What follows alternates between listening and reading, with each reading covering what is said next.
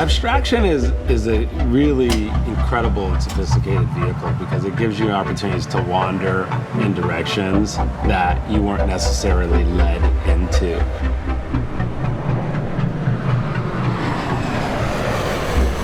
But it doesn't mean that it's not intentional and that it's not engaging and that it's not serious and sincere. It gives us a sense of poetry and it gives us a sense of freedom. And most people would say that freedom is one of the things that they aspire to most. I love New York all out of proportion. It's, for me, the most dynamic and amazing place in the world. The energy of the city, the diversity of the city, the fact that the gang's all here. I get a tremendous amount of joy with the idea that this work lives in a public space that is not naturally built for cultural consumption. People will kind of come to this work and have opportunities to interact with it that are in a lot of ways unexpected. And they may experience things that I can't even begin to predict. Oftentimes with my work, there's a sense of temporality as to where it's located, and that's always true of its placement and museums, et cetera, which have kind of a fluctuating exhibition schedule. But the fact that this will always kind of be there does give this sense of stability.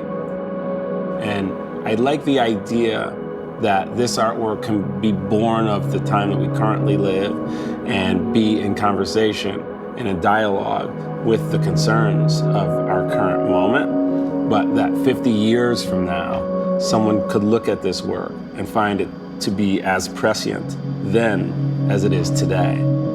This work can only be described as huge. It's a giant work. It's 45 feet tall by about 15 feet wide. Something like this should make you feel quite small. There's a lot of material going into this work. I really kind of see them as collage in that sense. There are things that have been manufactured, things that have been handmade.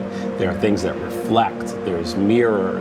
Included on a lot of works that I use is a material that's both a combination of black soap and black wax.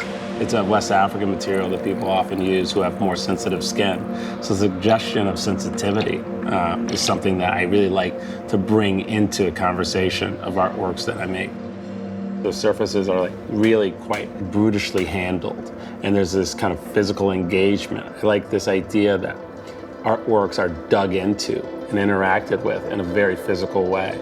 And that's where you see oftentimes the intent of the artist, right? How things become integrated, how things become played with.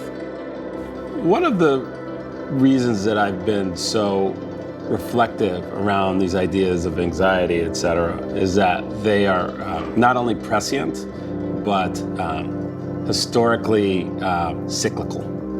They always seem to come back thematically in the lives and as part of the human condition. And timelessness is as important to artworks as timeliness is.